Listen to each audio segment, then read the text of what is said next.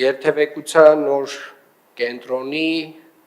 արված վերլուծություններն են, որոնք որ արդեն իսկ որոշակի մեծ տվյալներ են տալիս, եւ ես կարծում եմ այդ տվյալների հիման վրա մենք հնարավորություն կունենանք կառուցել մեր հետագա անելիքները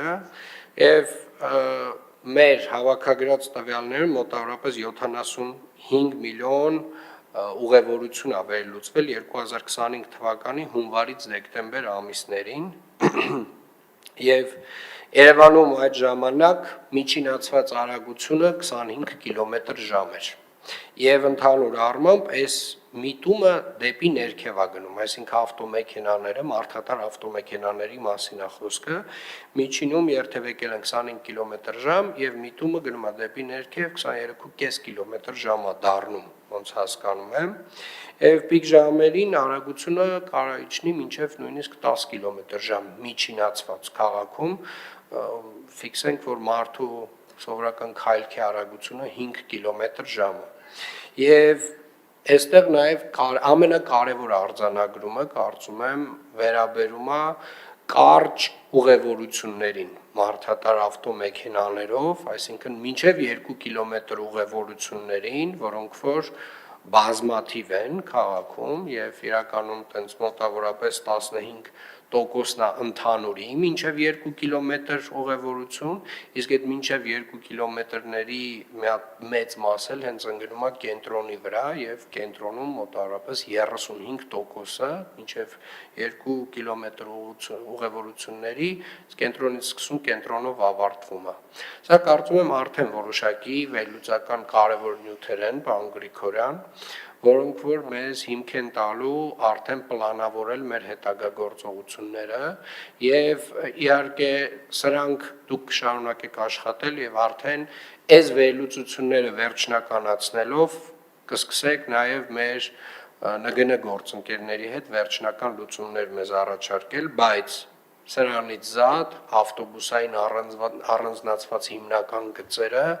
առաջնահերթություն են։ Այսինքն բոլոր պայմաններում, ասեք օրինակ ես այն օրը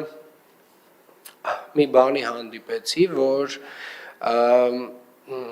բողոքում են, մարդիկ բողոքում են բնականորեն, որ ավտոբուսային գիծը մի գիծ վերցնում է եւ հանրային տրանսպորտը, միայն հանրային տրանսպորտն է կարողանում ուղևորվել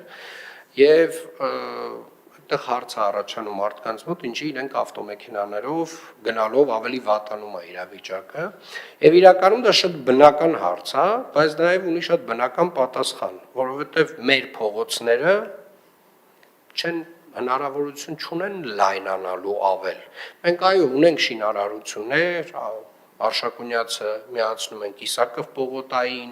ունենք խոշոր էլի նոր կամուրջների կառուցման ծրագրեր Հրազդանի կիրճի վրայով, բայց այնուամենայնիվ Երևան քաղաքի նամանավանդ փոքր կենտրոնի փողոցները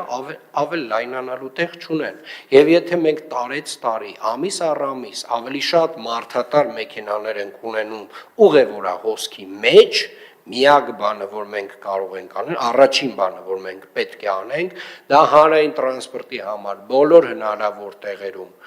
տալ առանձնացված գծեր, որպեսզի հանրային տրանսպորտով ուղևորությունները դառնան ել ավելի արագ, ել ավելի հարմար եւ երկրորդ քաղաքի մուտքերի մոտ եւ տարբեր հատվածներում առանձնացնել այն կետերը, որտեղ որ մենք ունենալու ենք մեծ ավտոկայանատեղիներ, որտեղ որ մարդիկ թողելու են իրենց անձնական ավտոմեքենան եւ շարունակեն տեղաշարժվել հանրային տրանսպորտով, որովհետեւ ուղղակի այլ լուծումներ Երևան քաղաքում եւ մնացած այլ քաղաքներում էլ տենց հորինված չեն, այսինքն եթե ավտոմեքենաների քանակը ավելանում է մարդատար, դրա միակ լուծումը այն է, որ հանրային տրանսպորտը պետք է ավելի լավ աշխատի, իսկ ավտոմեքենաները ավելի քիչ պետք է մտնեն այն հատվածներ, որտեղ որ գերծանրաբեռնված է։ Այդ ծանրաբեռնվածությունը պետք է կենտրոնանա հիմնականում հանրային տրանսպորտի մեջ։ Եվ սա է այն ճանապարհը, որով որ միակ ճանապարհը, որով որ մենք կարող ենք առաջ շարժվել։ Պարոն Գրիգորյան, ենթադրում եմ արդեն պարոն Այվազյանի հետ դուք մոտակա աշխատում ենք այդ ուղղությամբ, պարոն քաղաքապետ, Մոտակա օրերին կներկայացնենք ձեզ ավտոբուսի առանձնացված մի գիծ էլ, նաև եթե հասցնենք կարողանանք գծանշում անել օգոստոս ամսին գոնե մի գիծ էլ ավելացնենք այս տարի։ Այդ մի գիծ ասվածը, պարոն Գրիգորյան, ես կխնդրեմ այստեղ բերեք նաև մանրամասնորեն Սահակաշարով կամ մի հատ վերլուծությամբ, արդեն իսկ վերլուծությամբ։